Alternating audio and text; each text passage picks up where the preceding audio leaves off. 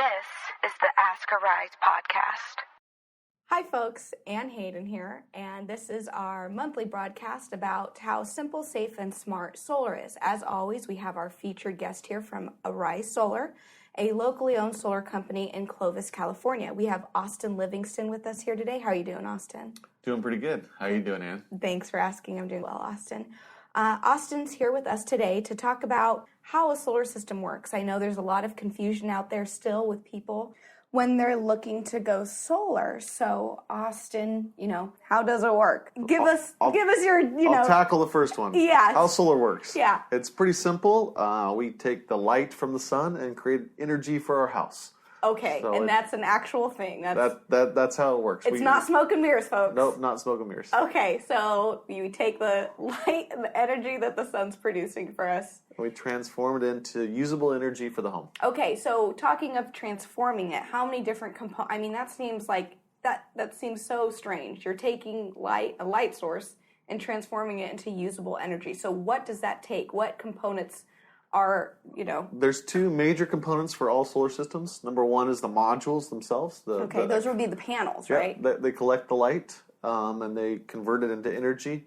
That energy is then inverted through an inverter into what we call AC power, and that's what we use in the house. So those are the two major components, and other components that are in there as well, just for clarification, is your racking systems and your mounting systems, the different things you need to attach it to the ground or the roof, whatever you're doing. Okay, so you mentioned ground and roof, so there's multiple ways people can actually utilize energy. They don't have to just have it on their roof. Yeah, it doesn't just have to be on the roof. It could be installed in different areas. What we're looking for is sun exposure. So things that we may want to avoid is some trees or shade or things of that nature. Okay. And you'll see different systems around as this continues to grow. Some in full sun and some in shade. Okay. So those things to be aware of. Because shading does affect the amount of power that comes into those panels. Yep. Only a few things really matter for the solar, and how you install it and the shade, those are two of the largest factors. So if it's a cloudy day, then does the system actually produce as much energy? It still will produce energy, which is really cool, just not as much. So for us, we're looking at the whole year as a whole. Where we live here in the valley, we get over 300 days of sun a year. Yep. So we have a ton of sunlight to work with.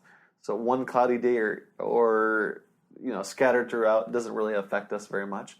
But you do see a little bit of a drop in production those days. With the production now, when people purchase their solar system for their home or their business, right? How do you know how big, I guess, to build the system based on their production, based on what they want to do? I mean, how is that determined? Yeah, most systems are based off of your last 12 months history. So how you've been living in the home. We look at your summers and your winters, and we add up all your usage that you used from the power company, and we create a system to offset that. Some offset 100%, some offset 70 or 80. It's sometimes customer's choice, or you're limited by other factors. But a good company will take in your current situation, your house, all the things that you hope to do, and the quality of products that you're using, and create a custom proposal for you.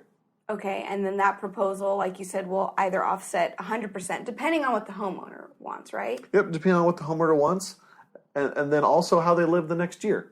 So some of the things that the solar company doesn't have control over is how you live in your home as you move forward. Okay, explain that a little bit more. I can use somebody's history to build a system, but they may get an electric car or some other features that use some more power in the years to come that weren't necessarily accounted for in that system size. So sometimes you need to add on to a system. Some of my customers add on, and they got electric cars, or they just want to use more power. So there's lots of solutions out there. And then you guys normally ask them, like, are you planning on, getting an electric car? Would a spa or a pool affect their energy? Yep, anything that you plug in is going to use energy. So even if I just decided to put in more light bulbs in my house, or more light bulbs, or you got a couple daughters growing up and they're going to be doing their hair and makeup more, oh, goodness. It all adds up.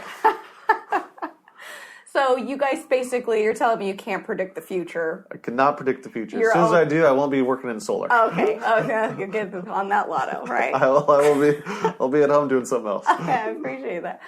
So a solar system is built for the homeowner based off of pretty much what they're showing you their lifestyle is currently. Correct. Yep. Okay, so then if they do use it more, I mean, what happens? How do they get power if they use more than the solar system produces? Well, most systems today are still connected to the grid, and the grid means your current utility provider. You're still connected to them.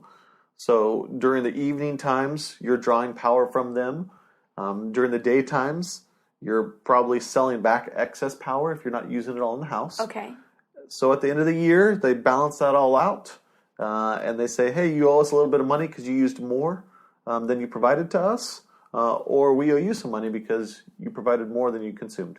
Oh, okay. So can people, I mean, let's say I gave you my energy usage for last year, and you built me a solar system, and I actually used less energy than I did the previous year. Would I get money back?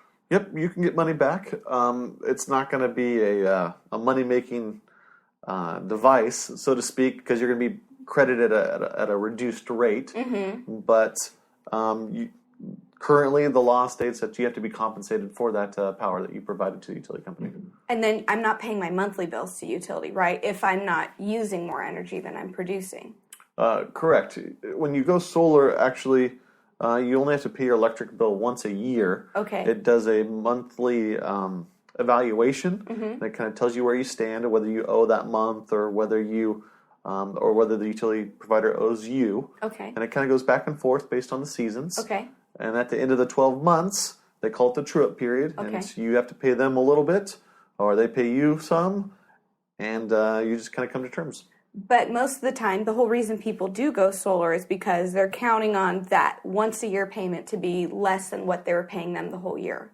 Correct, yeah. Most people are going solar today for savings. Okay. And it is real. That's a real thing. That is the save. number one reason. Okay. We love the environment. We love all the other things that come along with solar and how it works and it being a clean energy. But really, most of my customers are looking for some sort of savings, whether that's investing in the future by purchasing it or looking for other financing options that get you savings, month to month, day one. There's lots of great options out there. And sometimes I get asked, hey, should I wait? What's around the bend? Yeah. And the reality is you're spending money today, and there can be savings there. So I always tell people the best time to go solar was yesterday, so let's get started today. Yeah, okay. I like that. I heard that quote. It's, the best time to plant a tree was 20 years ago. There you go. The second best time is today. Yeah, you got to start sometime. Okay, so has solar energy improved at all in the last 20 years? Or? Yeah, absolutely. It's improved a little bit. Sometimes there's a fear around, the panels are going to be outdated and worthless in the very near future. The reality is solar industry isn't working the same way your cell phones do.